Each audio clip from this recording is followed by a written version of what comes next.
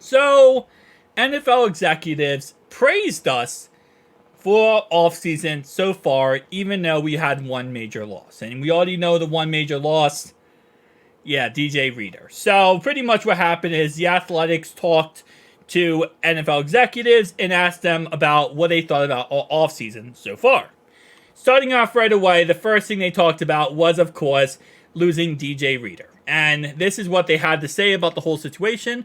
They said the whole identity changed defensively when DJ Reader was hurt, which is why I think losing him was big. What Reader was able to do might not have been on the stat sheet, but he allowed those linebackers to play free. And that's true. DJ Reader would take on double teams. He would cause problems where, you were able to get in with other guys and not have to blitz the linebacker, not have to put a linebacker in a situation where he is that extra guy. So, it does suck. It really does. And we obviously did pick up, Sheldon Rankins, who is more of an interior pass rusher than a run stuffer. But we're going to have to look toward the draft to do that. And that's really what it's going to come down to is in the first couple rounds, whether 1, 2, or 3, we're going to have to get ourselves a run-stuffing defensive tackle. We've looked at many in the draft so far. Sweat, I know, is a really good one. Johnny Newton is a good one. Byron Murphy is a good one.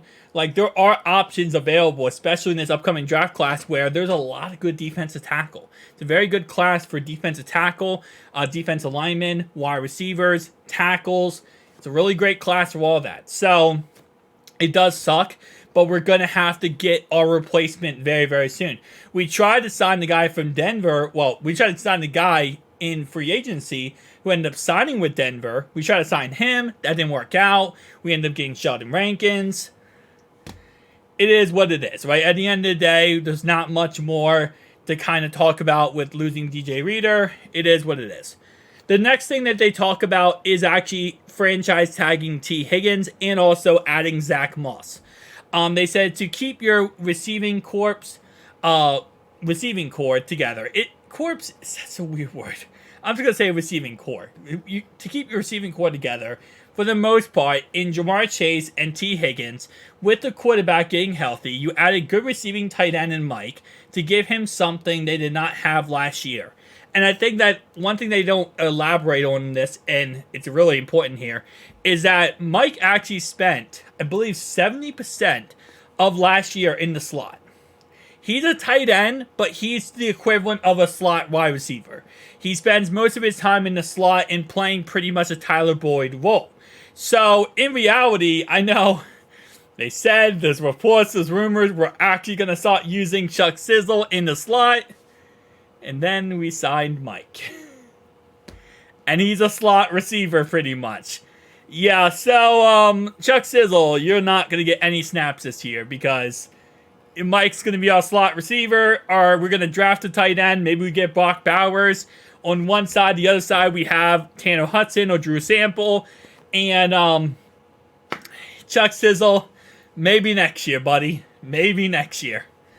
Another executive talked about Zach Moss, saying he is a good back. It's almost a wash if you say Mixon versus him, even if they're different styles. And they are different styles. Mixon's more of a receiving back / pure runner. He can't really pass block, but he can do a little bit of everything else. And Zach Moss is a great pass blocker and a great in-between the tackles type of guy. I mean, you got to look at last year before the whole situation went down with Jonathan Taylor coming back. Zach Moss was one of the best running backs in the league, and you can't really take that away from him. At the end of the day, it's going to be interesting to see how he fits in our system, how he fits in our offense, but he's going to be a really great option. And one thing they didn't talk about in here, which I think is really a missed opportunity, they only talked about, those 3 signings, and I think the most important one is this guy right here. 2 guys, okay, I'll say 2 guys. Geno Stone and Von Bell. So Geno Stone, obviously, he gives us a lot of different, skill sets that he has coming over here from Baltimore. But Von Bell is the icing on the cake. Like, if you want to put all the defenders that we got this offseason, right? Sheldon Rankins, Geno Stone, put them, like a cake. The icing on the cake is Von Bell. Because he's the one who's going to be able to get the communication going. Last year, we had a pure lack of communication in our secondary. And a lot of the reasons why, we have a young secondary. We have a young unit.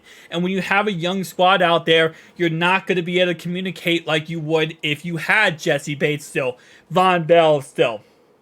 Obviously, Von Bell now is back, which is awesome, but you're not going to be able to communicate well if you don't have those guys, right? Now we have the Von Bell back. So he's going to be able to teach these secondary how to, play at a high level, communicate. And even if he's not the best option when it comes to his play, it doesn't matter at the end of the day. What matters is the fact what he's going to give.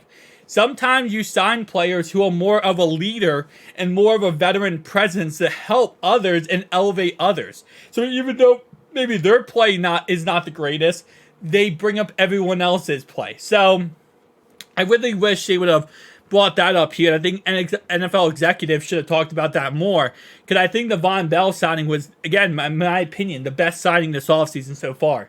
It was one of those underrated signings that we don't talk about, but it's very, very important to the whole entire team. Guys, tell me down below your thoughts and opinions. I'll see you guys next one. Peace.